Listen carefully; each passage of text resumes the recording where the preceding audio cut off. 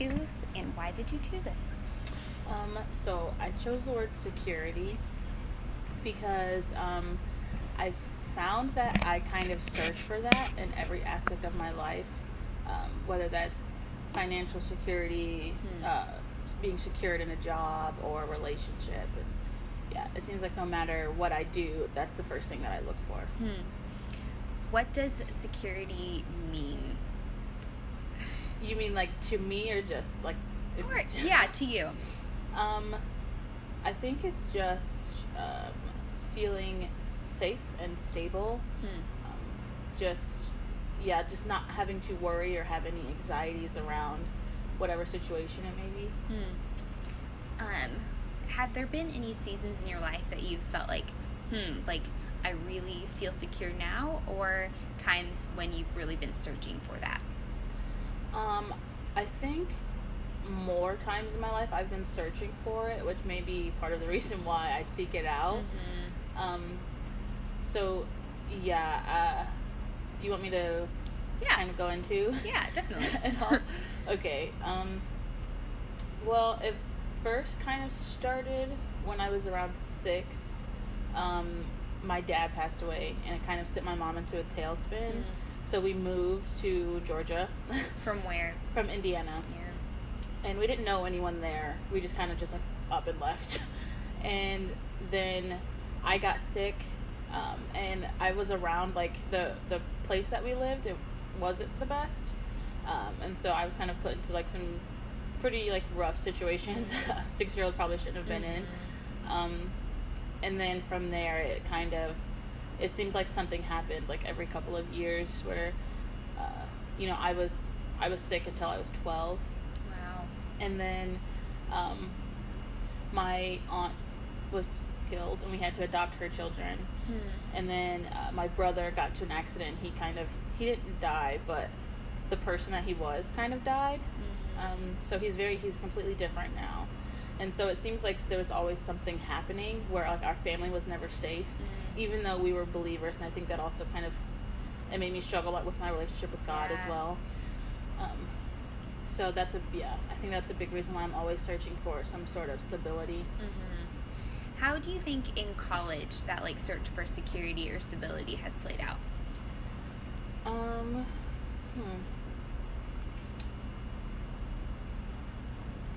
I think part of it comes into like race plays into it a little bit, because there's always the question like, well, when I first started college, I didn't know if I wanted to go to an HBCU because I know that I won't deal with race issues. I know that I'll be in a comfortable situation, or as far as I know.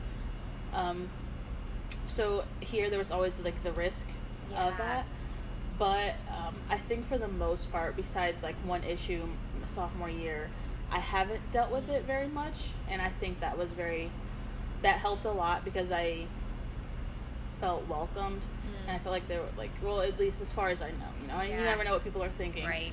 But yeah, I didn't lost my train of thought. Yeah, for the most part, I felt secure in that area, but financial security, it kind of came out of nowhere because my family, we're not a rich family at all. We're like probably like low middle class, if not in like the lower class. So I think like I really struggled with the idea of coming here, and I had like working 2 jobs and having to afford it, pay for everything by myself.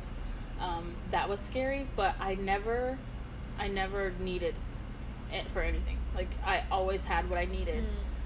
And so for me, that was a huge thing, and that was definitely a God thing, because that's not been how it's been for my whole life. And so I was going to go to a secular college, actually, because everything was going to be paid for, but I felt God and my mom was telling me to go to a Christian college, for obvious reasons. And my problem was I'm not going to have money. I don't have the money to go, and I'm not going to have the money to stay there. And then I just kind of felt him telling me like, don't worry about it. And he carried that out. And so for 3 years I haven't really had to worry about having money in my pocket, which has been really nice.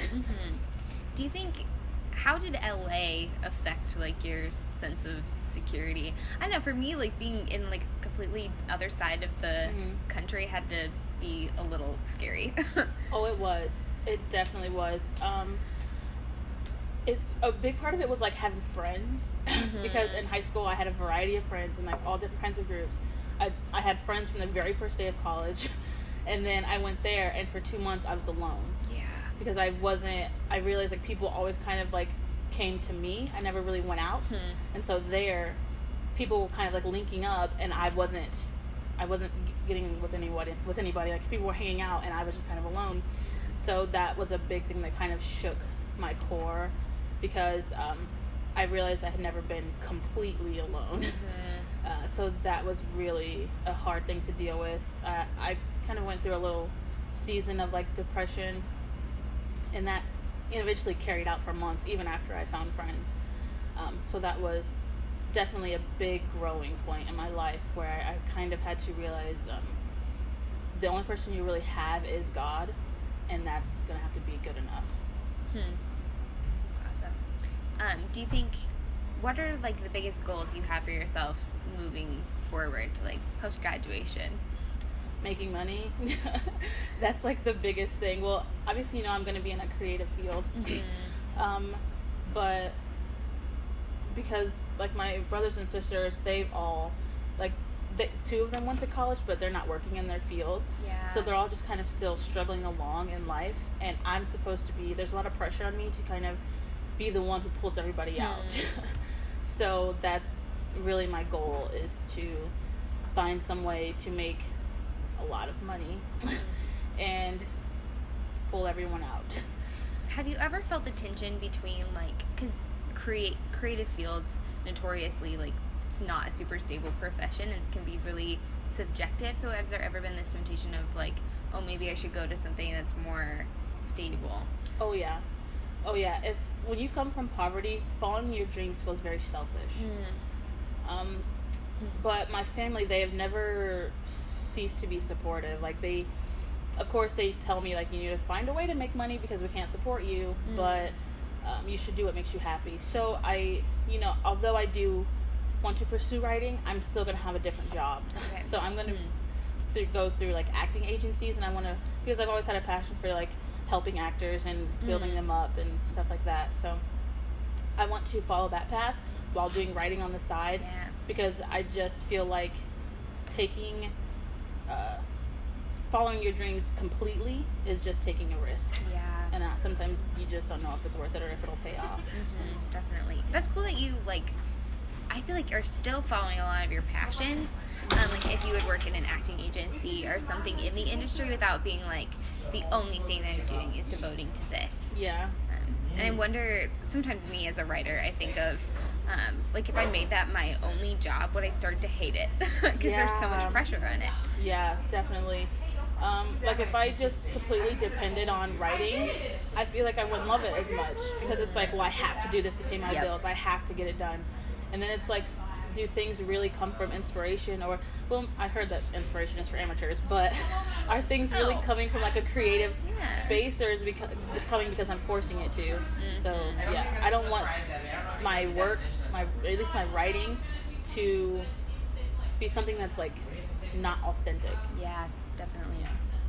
Do you have any like final thoughts or like challenges that you'd have for other people searching for security?